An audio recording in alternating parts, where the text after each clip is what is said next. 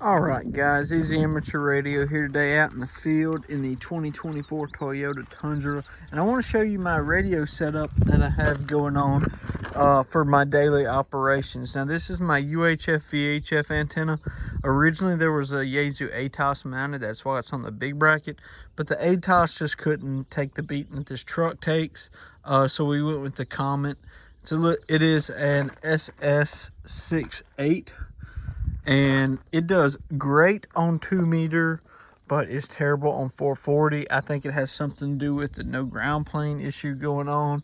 And then right here is a Wilson 2000 trucker center loaded antenna.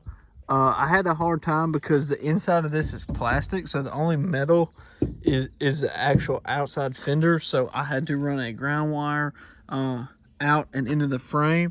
You can see that it is on a quick connect, which is essentially like a bayonet connector style, and you just put it back on there like that. And I'll show you the reason. It does get a little hard to go back on.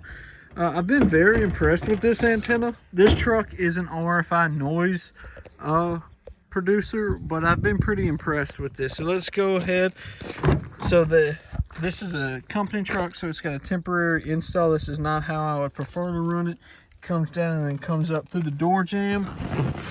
Remove this box and pull the back seat up. Underneath there is the body to the ICOM 7100, a 20 meter ham stick with a quick connect, and an LDG IT tuner, and then all the coax cable that's ran very messy. The power is ran into the center console right there, where I have a power pole distribution block underneath there. I wish there was a better way to show you this, but the back seat to this truck is just super tight. It's hard to get in there. And we'll go up front to the front seat, and we have the head of the ICOM 7100. We have the cable ran up through here and then out through this little gap. That's pretty tight squeeze, but I was able to get it into the back of the radio and stuff like that. And we'll jump to the other side and I'll show you the actual operating position. Alright, so now we're in the front seat. This is my view for most of the day. Dirt roads and a drone controller. So what you're looking at, I spend somewhere in the neighborhood of, I'd say, close to 4 to 5 hours in this front seat every day. I do about 200 miles a day. What you're looking at here is the operating position for the 7100. Now this gray thing right here, this is a box that I had a friend of mine 3D print. And basically it's just a big brick, and it sits down in there perfectly. I have 1/4 threads underneath here, and that's what the 7100 head is to. And I have a napkin shoved in there just to keep it looking at me, but it does sit straight. Now I prefer a traditional CB radio, but I like this one because it's one box. It does everything, and the control head is up front. Now you can see I have it on 11 meters right now, and for listening, of course, just for listening.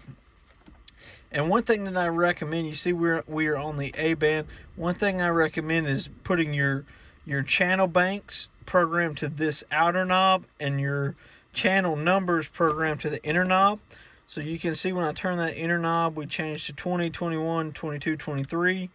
We'll go back to 19. And then if we want to go, I have my VHF frequencies and repeaters on B. That's just a 440 repeater that it just happened to be on memory channel 19. I spend a lot of time on memory channel 10. So I just click over to that if I'm in that area. And then for UHF, I click it one more time, and that's going to be like my GMRS channels, FRS channels, and things like that. That's one thing that I recommend about the 7100. And then I wish there was a way to do this. Maybe if you know, in the comments, leave an answer. I like to see all these meters right here, but sometimes it goes away. And then you have the tune button with the tuner in the back, and it tunes everything up, which my SWR for my, we'll bypass that because my 11 meter SWR is pretty good. About a 1-to-2 ratio, pretty good. I'll take it for no really ground plane, but that's the operating position. I'm a fan of these 2024 Tundras. I'm not a fan of the plastic bumpers, but I am a fan of the truck in general. Now I will say To mount a regular CB, you have very few options. When I ran mine, I had mine mounted up here with some Velcro front and back. I ran a Cobra 29, a Galaxy 919, and I ran an Anytone Quad 6 for the longest time. I had the coax going right there, tuck it nice and neat, and you can come up through that speaker port with a 10mm socket. You just move it out the way, pull your coax through, move it back. It's a pretty clean install. But that's and then, you know, we got the mic on the hanger, and then up here I have a Meshtastic node that is falling apart apparently. It takes a real beating. It rides up here in this cigarette lighter outlet. This is also where I powered my CBs through this outlet, because it turns on and off with the truck, so I never really had to turn the radios on and off. And I will say, this one I have to manually turn on and off, which is not my favorite thing, but I usually just leave it on for the week and then turn it on at night. And one more thing to show you. So a lot of you electrical guys will frown upon this, but this is speaker wire coming from the battery, goes in here, runs underneath there, comes out, goes underneath this carpet into the center console where I have the power pole distribution block.